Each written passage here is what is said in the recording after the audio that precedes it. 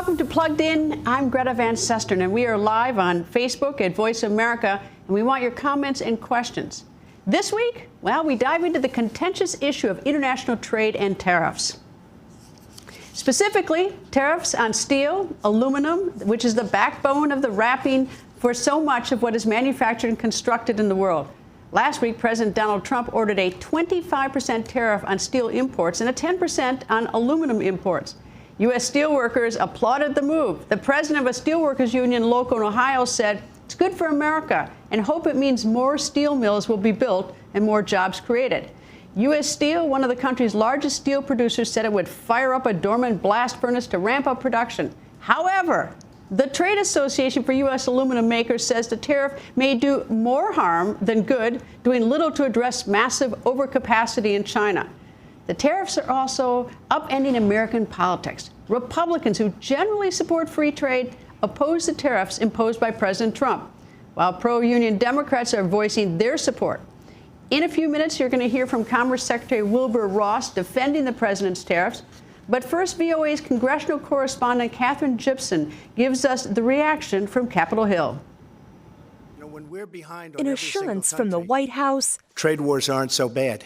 After Capitol Hill warned the president that tariffs could stifle the American economy. Trump's proposed tariffs, 25% on steel and 10% on aluminum, drew criticism from congressional Republicans urging him to moderate the plan or risk U.S. economic growth. There is a lot of concern among Republican senators that this could sort of metastasize into a larger trade war.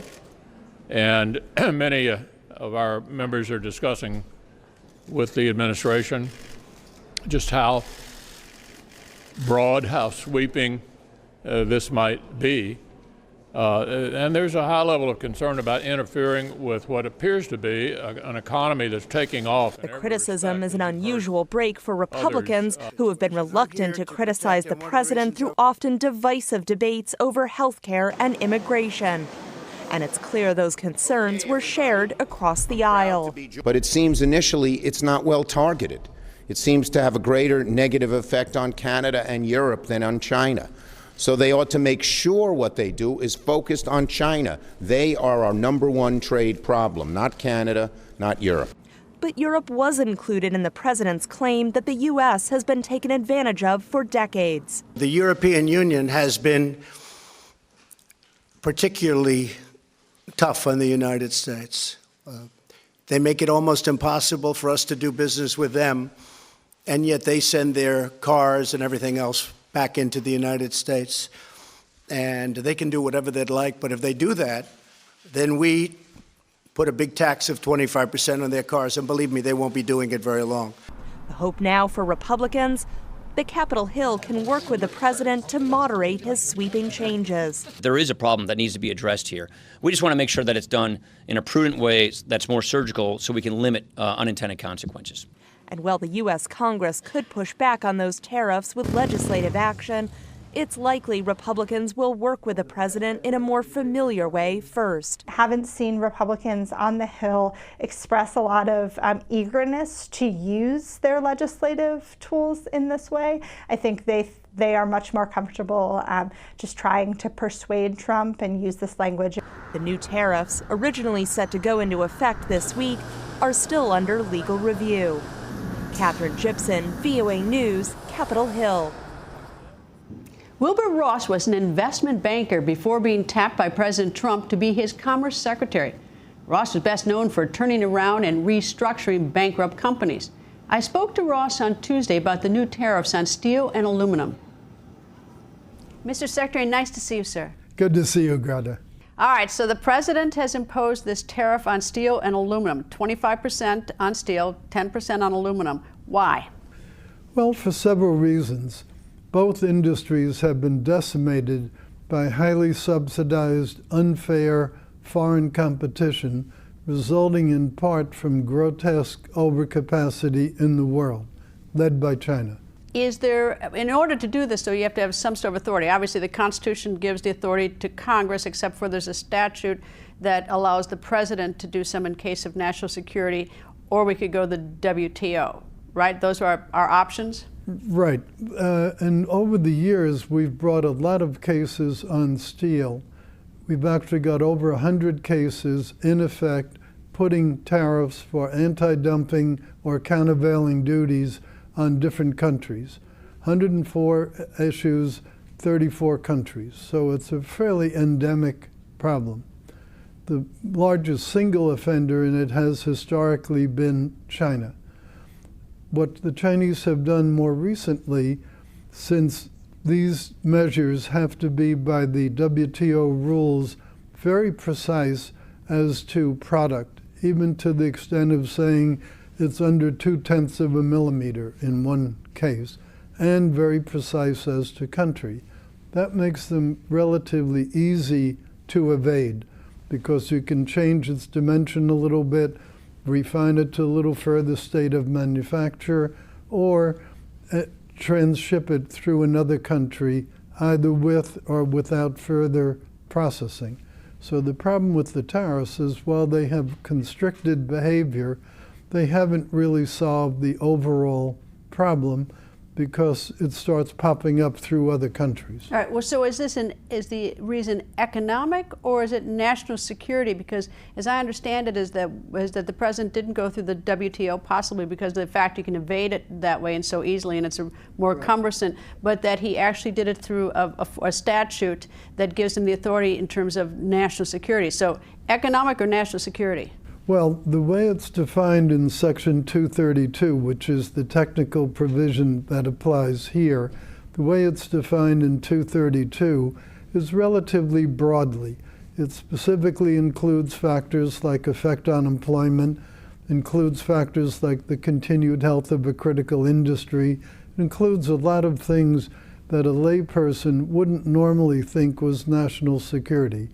But you've heard some of our national security advisors and our Department of Defense say over and over, economic security is national security. We get a lot of steel from Canada, Mexico, Brazil, South Korea, but only get about 4% of our steel from China.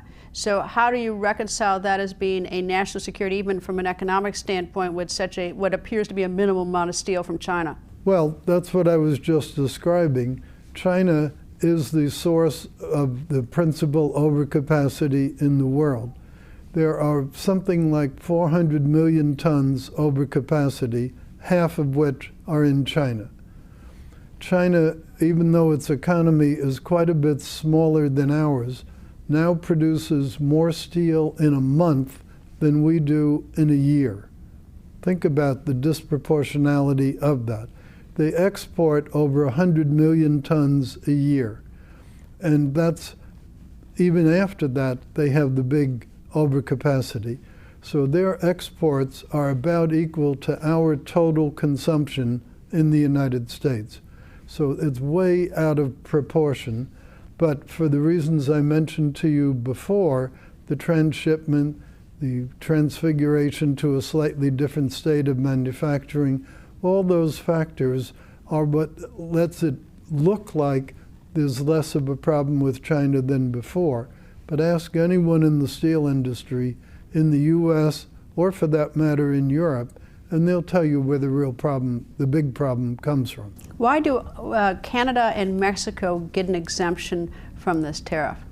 Well, there are several reasons for that, most important of which is if we did constrict the activities with them, they are also two of our most important export markets for steel. Between Canada and Mexico, they account for about 90% of our total steel exports. So if we just shut down the trade in both directions between those two countries and us, we would gain nothing. And we would disrupt a lot of very important activities, not the least of which is the continental security. I've interviewed President Trump many times before he was a candidate, before he was president, when he was just a businessman, and he always used to say that China was ripping off the United States. I mean, he said in every single interview, even when I didn't ask that question, he would inject it in. How did we get to the point where there was this, even the disparity, for instance, the tariff on American cars in China? How did we get to this point? Well, the way we got here is very curious, and it almost ties with some of the history of Voice of America, in that right after World War II, there was a policy decision made that U.S., which at that point had very substantial trade surpluses, and in fact we had surpluses until the mid-1970s. In any event, right after World War II, the decision was made as a policy matter, we have to help rehabilitate Europe and Asia from the ravages of war. So we deliberately reduced our trade barriers to those countries, deliberately sent the Marshall Plan and other forms of aid to them. And that was probably very good public policy at the time. Where they went wrong was not time denominating it or put some other denominator on it. So think about it. Concessions that were totally appropriate to make, say, to Germany in the early 1950s are no longer appropriate. Germany is now a superpower house of exporting countries, big trade surpluses, very strong country. So we didn't adjust our policy with the time. So we now end up with this bizarre circumstance that an automobile coming into the United States only carries a 2.5% tariff. A car from the US or most other countries going to Europe, 10% tariff, 4 times as much. And then on top of that, you have VAT, which slightly multiplies the effect of the tariff. To China, because when China was admitted to WTO, they were a struggling, relatively small economy. They are charging 25% tariff on automobiles, and they are now the world's largest market for autos. Now, why is that important? It's important because our trade deficit has fundamentally 2 sources. One is geographic, and that's China, and the other is a product, and that's automobiles. So we have to solve the China problem and the automobile problem if we're going to make a meaningful reduction in our total deficits. In light of the fact that we get such a small percentage of our steel from China, and I know that the exception, the way that the president has imposed is under national security, it is thought by many that this is really sort of an effort to punish China for technology theft, as well as forced transfer of technology. When American companies are over there partnering up in China, that they're forced to disclose technology, which then creates a sort of a long vision when when our economy transforms more into artificial intelligence and robots, that they're somehow going to have the wind behind them. Well, there is a separate intellectual property right investigation which is being conducted by Ambassador Lighthizer, the U.S. Trade Representative. That investigation is the one that's intended to deal with intellectual property rights, with technology transfers, with forced partnerships, with cybersecurity breaches, things of that sort. So that's not the purpose of the 232. The 232 is determined to try to help 2 major industries that have been decimated, cut in half or more, by the ravages of dumped imports. We've lost a vast majority of our aluminum industry. We produce here a tiny fraction of our consumption. And with steel, it's also been an enormous loss of jobs, an enormous amount of mills closing. And here's where it also ties very directly to national security. The armor plate that's used on the Humvee vehicles and on Navy vessels is only made by one domestic producer. If that producer goes out of business, we would have to rely on foreigners to supply us with that armor. It's sort of interesting to see who is in favor and who's not. For instance, Senator Brown, a Democrat from Ohio, which is a steel state, He's very much in favor of this. I assume that's for jobs in Ohio. Is there going to be job loss with this? And I realize there'll be jobs as they fire up the steel business here in the United States. Is there any job loss associated with this? Well, let's talk about that. What would create the potential job losses would be the impact on the pricing of other products that consume steel and consume aluminum. Well, let's go through some of the industries. Can of Budweiser, it's a fraction of 1 cent per can. A can of Budweiser sells for a lot, where a half a cent or a quarter of a cent isn't a big impact.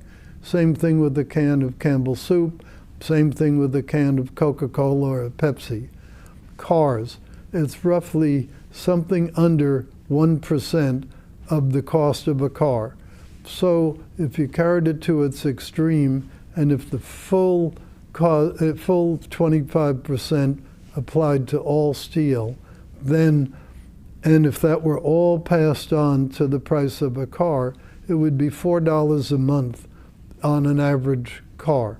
So it's an amount, but it's not something that's going to cause mass unemployment in the automotive industry. If this is mostly directed at China, because we've given exemptions to some nations, right, why are European nations opposed to this? I mean, there have been threats of, we've had, like back in 2003, I think, when President Bush had a short-term tariff, they threatened the orange industry in Florida. But why is Europe, why do they have a dog in this fight? Oh, I think there's the dog.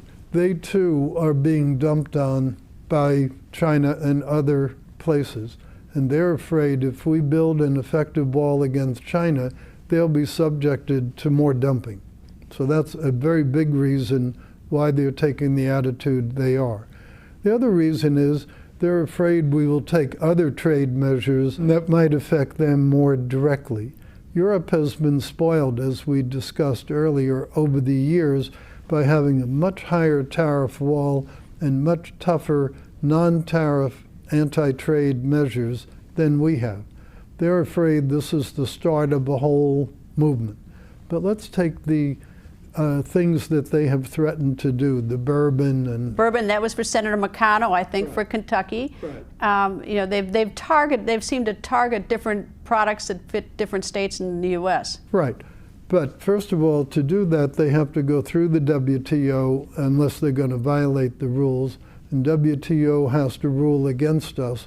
Otherwise, it would be illegal under WTO rules for them to bring any of those measures. So let's leave that aside. What does it amount to? They're talking about $3.5 billion of product. $3.5 billion is 0.2% of our GDP. So for our economy overall, it doesn't mean anything. And plus, those products won't go to zero. Even if they put a tariff on bourbon, I'll bet you your average bourbon drinker would pay up a little bit in order to get the bourbon, because that's not a product that you can find elsewhere in the world very conveniently. So it's a very small thing. I'm sure it would be troublesome to individual industries, but it's even smaller than the impact on the economy of the tariffs directly. Steel, for example, and aluminum combined, if you assumed the whole 25% and the whole 10% got passed on, it equals $9 billion, under 0.5% of our economy. So it's not a life or death thing. So are these tariffs a big deal or not? Joining me, Congressman Mike Bost, Republican from the state of Illinois. He is the co-chairman of the Congressional Steel Caucus. His district includes more than six steel companies.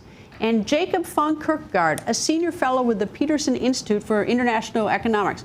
He says it's fair to consider him a globalist and believes tariffs are not helpful. Thank you both for coming in. Thank you for having us. Congressman, first to you, how do you predict or anticipate that China's going to respond to this? Well, our hope is that China will have their, our hope is that China sees what they're doing, starts reducing the amount of production that they're having. They have flooded the market, even though they said it's only 4%.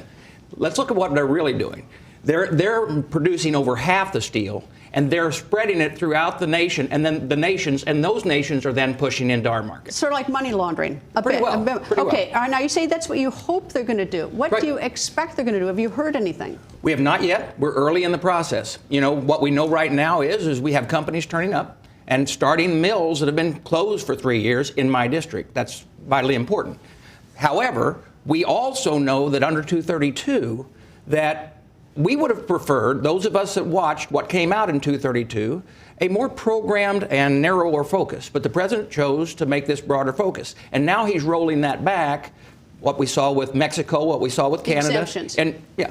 All right, Jacob, is this truly a national security issue, which gives the president the authority to do it under 232 that the congressman just said? Or is this a way to bypass the WTO because the president fears that the WTO is either too cumbersome or wouldn't support this?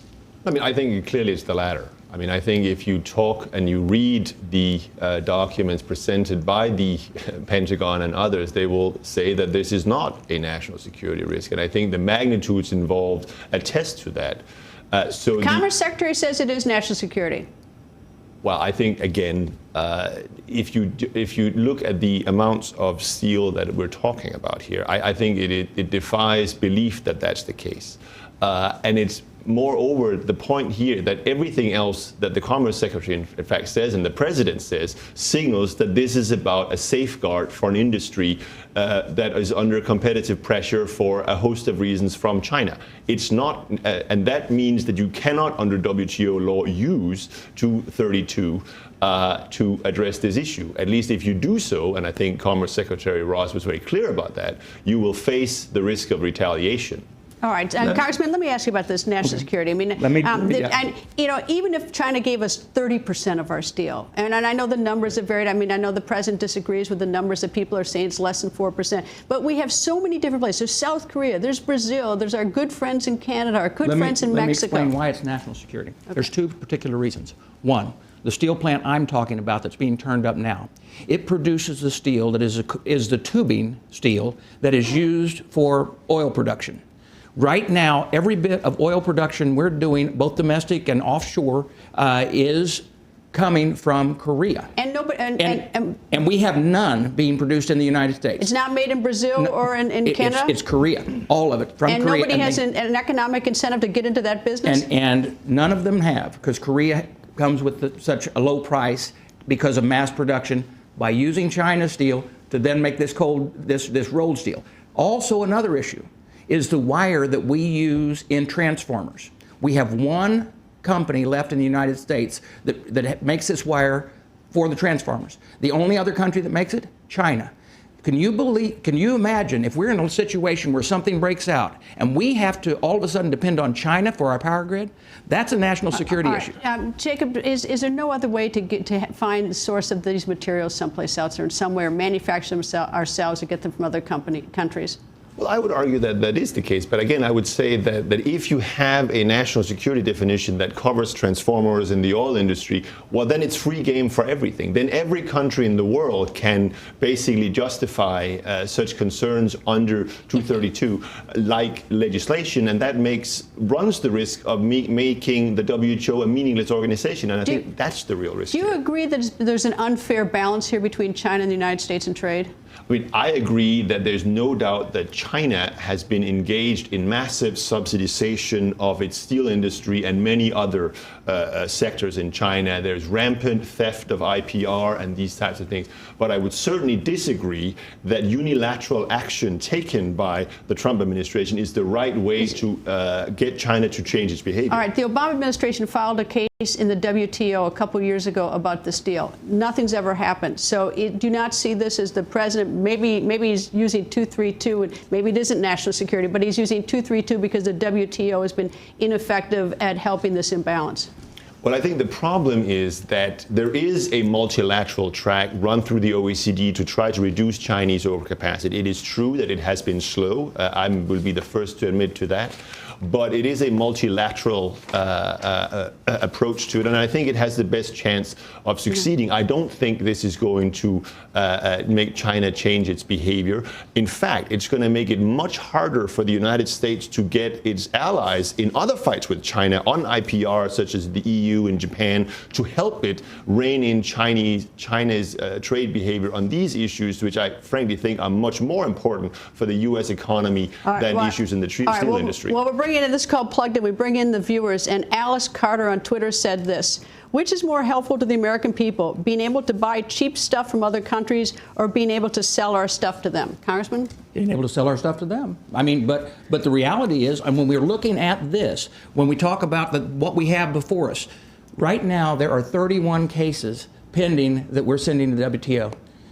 And every time we try to go after one item, they switch that item. I think let me just ask you the political question, though, because it's obviously this is a campaign promise to the president. You're a Republican. I imagine you're a free trader under usual circumstances, but you got steel companies in your district, so you've got to answer to that. You've got, to what extent is this decision political and not necessarily an economic one or national security? I think it would be that we're going to support our districts. Don't get me wrong there. If you're not representing your district, you're not doing your job.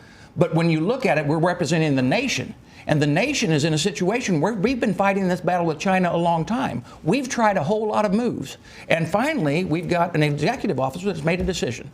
It is 232, under the power given him. He has made a choice. Now, would I have chose option number 2? I would have. I'm not the president. He chose option number 1, which is a lot broader than I believe that we should do. But at least we're sending a message that this has got to stop. Jacob, it seems like the fight is, involving the EU and obviously Mexico, China, Canada, and the United States. Does this have any impact in other parts of the world that we're not talking about? For instance, the African continent. Is there any sort of effect on them? I mean, I think in this particular sector, their impact is probably limited, but I think that the real issue here is that I do believe that the risk is that you may see the undermining of the global trading system, the WTO itself. You may open the door for every country to use national security as a justification to put tariffs on industries that, for whatever domestic political reason, want to protect, and that will certainly help hurt Africa and many others. And as I said earlier, I think it does significantly reduce the likelihood that we will get international cooperation to reining in China. And of course, you see what an amazing chess game this is. You move one part, some other country is upset, or some other industry. It's incredibly complicated and incredibly important.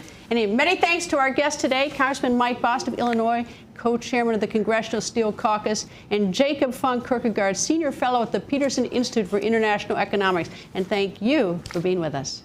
That's all the time we have for today. Stay plugged in by liking us on Facebook at Voice of America. You can also like my Facebook page at facebook.com/Greta and follow me on Twitter at Greta. Thank you for staying plugged in.